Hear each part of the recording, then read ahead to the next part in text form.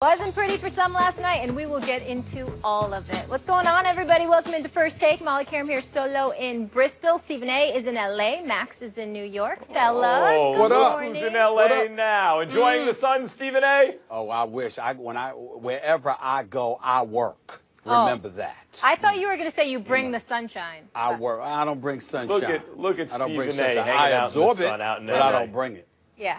You just bring the rain, or make it rain for that matter. Something like that. No, I bring the rain. I make it rain. All right, guys, let's get into it. It's been a rough go. Molly, you bring the sunshine. Aw, thank you. For the formerly red-hot Raptors, who are barely holding on to first in the East for the second time in the last 2 weeks, Toronto getting owned by the Cavs, falling again to them last night, 112-106. Don't forget, they also just lost to Boston without Kyrie Irving. Max, I want to talk to you about this, because you said the Raptors will beat the Cavs in 6 if they meet in the playoffs. What? No. I'm saying, go ahead, Molly. Go ahead. Tell him. I'm waiting. Go ahead, man. I can't wait to hear Max explain this. All right. Go ahead. So, Max, have you changed your mind now after these last couple games? I have indeed. The Raptors will not beat the Cavs in 6. They will beat them in 7. And I will explain. What? The Raptors are in some trouble here. They're in some trouble. The Cavs have a psychological whammy on them. That's really what's going on. The analytics, as I mentioned yesterday, our friends at Second Spectrum, shout out Ben Alamar here at Analytics. Don't incriminate anybody else. Don't do that to them. Don't do that to them. Hold on. The Raptors have an 87% chance to beat the Cavs in a 7-game series. And as I mentioned, a 19% chance to sweep them. But there is a human element here. This does not get played on a computer. It does get played on a court between human beings, among people. And clearly, Toronto gets tight playing the Cavs. So I will say that the Cavs will be able to split at Toronto. But I believe Toronto will split right back with the Cavs. And by the time in Cleveland, and by the time you get to a Game 7, you would think, well, in a Game 7, the Raptors are going to be so tight. Obviously, the Cavs are going to win. But I'm telling you that the Raptors are, in fact, so superior to the Cavs that psychological whammy will take the Cavs to a Game 7. But by then, the Raptors will have beaten Cleveland at least once on the road. They will have more confidence, and they will beat the Cavs in the playoffs. Max, man, if the Cavs get there.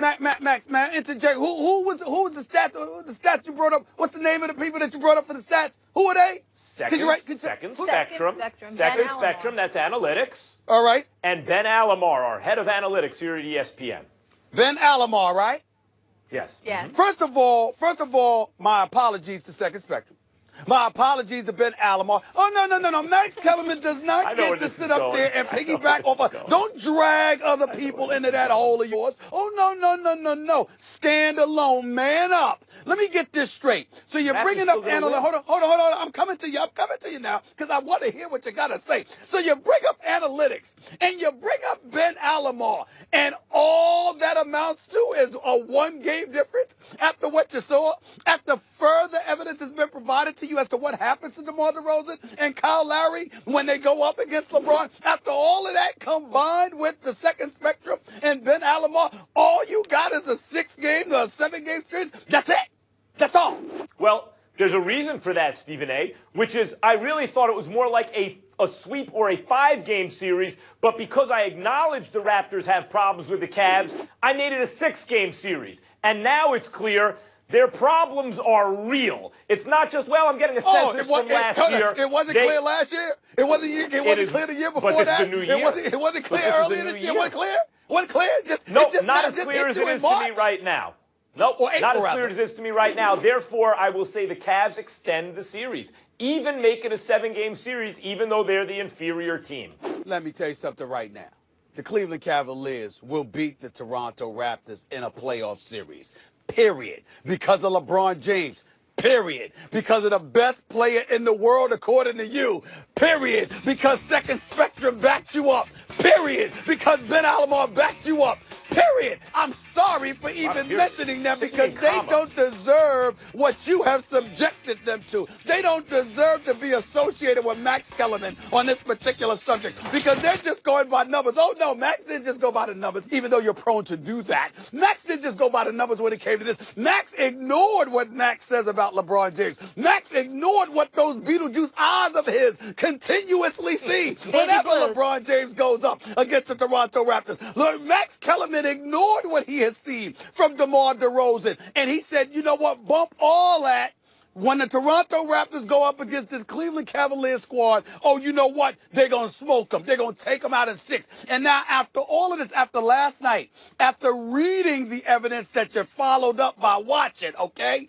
All you got is a 1-game difference. It will not amount to that. They were never going to lose to them in 6. They were never going to lose to them in 7. The Cleveland Cavaliers will not lose to the Toronto Raptors in a playoff series. That may be true. You know why? Because they have LeBron, you know why? And Toronto has DeRozan. Period. No, do you know? No, that's not why. Do you know why? Why they may not lose to Toronto? Because they may not make the conference finals. In fact, I don't think they will make the conference finals. They will lose to Boston before they ever play Toronto. Whoa. Cavs aren't that good. Right, yeah, I get what you're saying. I get what you're saying. My belief is this, because I've always been the belief that Toronto would fall, that Boston messed it up for me last night. I actually thought that Boston would recapture the #1 seed. I thought they beat Milwaukee last night, and then they played Toronto tonight. They'd beat them then. They'd have the #1 seed in the East, and bam, how it would go, because Toronto would face Cleveland in the semifinals. But if Toronto is able to hold on, okay, we also have to take this into consideration. The Philadelphia 76ers are still winning, Max.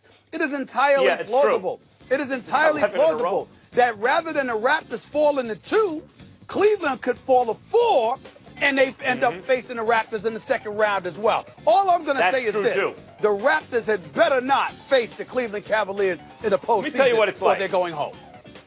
Let me tell you what it's like. This is not a perfect analogy. There's no Isaiah Thomas, the original Isaiah Thomas, the Hall of Famer, on the Raptors. I understand that. But this is like Jordan versus the Pistons in reverse.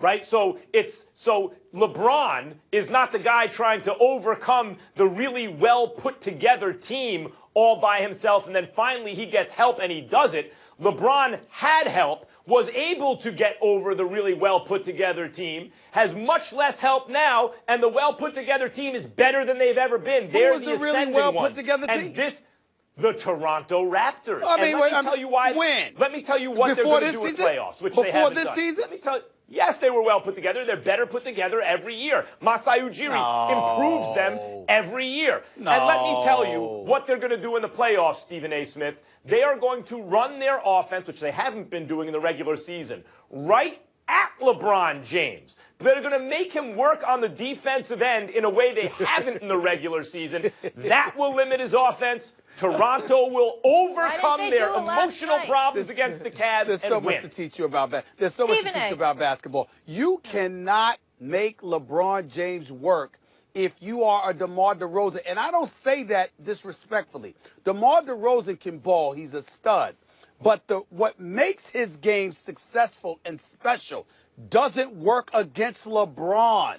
That's the problem here. If DeMar DeRozan, Max, was some lethal marksman from the outside, it would be more problematic for LeBron than what DeMar brings to the table. The problem that the Toronto Raptors have is that their #1 offensive option, their #1 weapon offensively, is a guy whose game is tailored for LeBron James. That's the problem. For example, let me give you an example. Let's say, for example, Bradley Beal had DeMar DeRozan's size, okay? That would be more of a nightmare for LeBron than DeMar DeRozan, because Bradley Beal can shoot the rock. The problem is that DeMar DeRozan's game is predicated on slashing and getting to the basket, and he has good enough size and athleticism to take advantage against almost anybody. His problem is when you go up against a LeBron, when you go up against a Durant, guys that are big enough to play the 3 or the 4 slot, but are mobile. DeRozan can't deal with that. The league is, look, as much as the league is more positionless than it used to be with all the switching that goes on, it's still largely about matchups oftentimes. I appreciate that point. I do think that's one of the reasons Toronto has a problem against Cleveland. But what they've done with DeRozan this year is simply have him take more threes. And his percentage was up earlier in the season. It's declined throughout the season. He doesn't always hit them.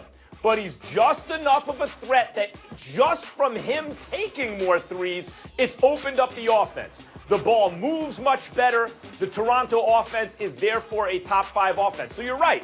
It is not a good matchup, DeRozan to LeBron. But when the Raptors are at their best, it's not about any particular matchup. And it's not about iso ball or hero ball late in the game. When they have been that way, they've been less effective. And in fact, as I've mentioned, they do ISO often too late in the game. But oftentimes, the game is not close enough that they need to go to that. Go ahead, Molly. Because I was watching both these games flipping back and forth, and I must concede to you. Do you know the thought that ran through my mind? Here we are again, the foregone conclusion, it's going to be Cavs-Warriors. So I'm back on your side. You said it all along. It's going to be Cavs-Warriors. I will say this to you. It's a foregone conclusion in my mind as well as yours, but not that simple because Houston is a legitimate, viable threat. I will concede that. Feels like that's it, though. And by the way, I'm still not sleeping on Boston once Kyrie gets back. So it's going to be interesting. It's not going to be the same old, same old. But what I will say to you is this. I said LeBron for a reason. And the reason why I'm sitting there and laughing at your position, Max, is because, you know, this is where brilliance get in the way. You're brilliant, you're articulate, you're highly intellectual. This is who you are. You're professorial in a lot of ways in terms of your delivery and what have you. We get all of that, Max Kellerman. But at the end of the day, just listen to me, gray-bearded one. Listen to me. The point that I'm trying to make to you, Max Kellerman, is this. Despite all of that knowledge, you got to know what to throw out in the garbage come postseason time. And what you're saying becomes garbage postseason time. Because it's not about iso ball or anything like that. It's about the fact that when it gets tight, what your default position is to rely upon that dude that you paid to get you there. It ain't about just distributing a basketball or making the right play or giving an open man. It's about that guy at the end of the day.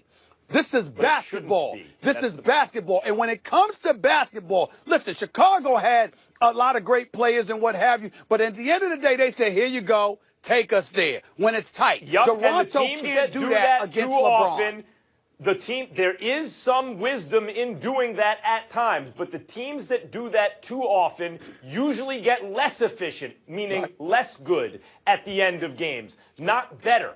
And that's the way it is. And if Toronto can learn that lesson, you're giving me approximations. The Cavs don't play defense. You're giving me approximations. I'm saying to you, Max Kellerman, you know as well as I do, if the game is tight, Max Kellerman, who wants to bring up second spectrum and analytics and all of this other stuff, Max is going to be right there, probably sitting next to Coach Mackey while he does it. Max is going to be right there going like this. What's LeBron going to do? Better get me that bucket. What's LeBron going to do? That's what Max is going to do. What is LeBron going to do? Because that's basketball, man. If Kyrie is healthy, I'm taking the Celtics over Toronto or Cleveland right now. If he's healthy. But I'm taking Toronto over Cleveland. I think Cleveland's third best in the East. Why would you do that? Because Kyrie is the kind of dude you can give the ball to and say, take me there. I'm saying to you, it debunks your point. Wait, stay right there. Stay right there. Yes, you're right about that. Kyrie is that dude, and that's why I would take him over the Raptors. But that only matters if the rest of it is close. And when I look at the Celtics and the way the bench plays defense and the way Stevens has that team coached up, I think they and the Raptors are close. So Kyrie gets in the edge. I don't think the Cavs are close with those guys. Really back. You're trying to tell me, because I want you on the record this. I want you on the record this with your blasphemy. I just want you on the record with this, Max Kellerman. Are you saying not only would Toronto win, but they would blow LeBron and them out the building? That it wouldn't be close? No. Because I'm saying that because LeBron is so amazing, and Toronto, because of some of the reasons you pointed out, and also just an emotional problem with the Cavs, that balances it out more, but it's not so close that LeBron's going to put him over the top. Wait a minute. You see, this is what annoys me about you. You're so slick, but I'm a pro at this, and I know how to catch you with your slick self. We just finished having a conversation a few minutes ago about analytics aside. You take all of those things into consideration. At the end of the day, when it comes down to the closing moments, who you going to give the ball to? Do you have that guy? You conceded that. You recognize that that was a valid point. But in the same breath, you want to piggyback now and say, well, I'm not saying that LeBron James is going to be blown out, but you're bringing up all of these other points. I'm saying if he's not going to, hold on. If he's not going to be blown out, that means it's going to be close. And if it's going to be close, then doesn't it come down to that dude? Doesn't it come down to that dude? Sorry, I thought you meant blown out in the series. And earlier I told you, first I said 6 and then I said 7 games. There will be games that Toronto might beat the Cavs double digits. There might be a couple of games like that. I expect some comfortable Toronto wins in that series, in fact, because they are that much better than the Cavs. LeBron is so insanely great, and Toronto has such a psychological problem dealing with this guy that there will be also close games that LeBron wins. What I'm saying is when it's close between teams, Toronto, Boston, give me the team with Kyrie. I'm saying it ain't close between the Cavs and Toronto or Boston. LeBron gets all the credit you want to give him for being able to do that magic in games, and that's why it's even a series. But without LeBron, it ain't close. So I'm already giving LeBron that credit as that dude who can take you there. You know, extend the series against a superior team. He ain't going to beat these teams. What I'm trying to say to you is that there are certain teams, no matter how superior they may appear collectively. Even in the case, for example, when Shaq and Kobe went up against the Detroit Pistons, even though you didn't have, quote, unquote, a superstar in a Rasheed Wallace, a Bennett Wallace, a Chauncey Billups, a Rip Hamilton, a Tayshaun Prince, remember how well these guys shot the basketball. Larry Brown, then the coach of the Pistons, when they won the championship that year, had at least 3 options on the floor at all times that could pull up from 3 and deliver the goods for you. Toronto does not have that. And that is what it takes to beat a LeBron. Well, okay, but how about the fact that Toronto does have a crazy bench? Let's not forget, Masai Ujiri did that with the Nuggets, too. Remember, they used to run guys out of that building. They went 10 deep. And Toronto's bench, those bench guys get minutes to get to the conference even in the playoffs. Masai is great. Enormous advantages against all the other teams. Yeah, but nothing matters if they shrink in the playoffs. Well, not just that, Molly. Of course, Molly. Of course, hold on. We get all of that, but let's not jump off subject here. I'm sorry. Did the Denver Nuggets ever appear in the finals?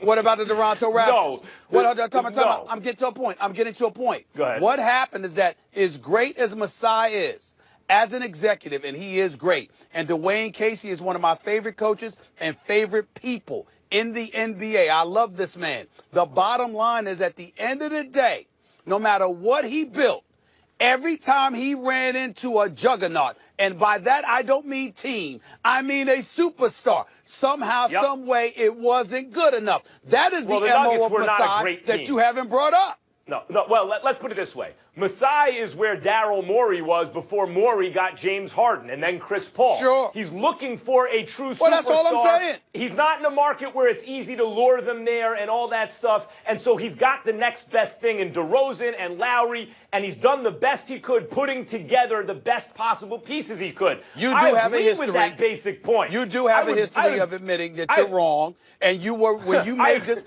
made this point about DeMar DeRozan, it was when we were lauding how his perimeter shot has improved. Yes. Now he's come back down to earth. Let's remember that.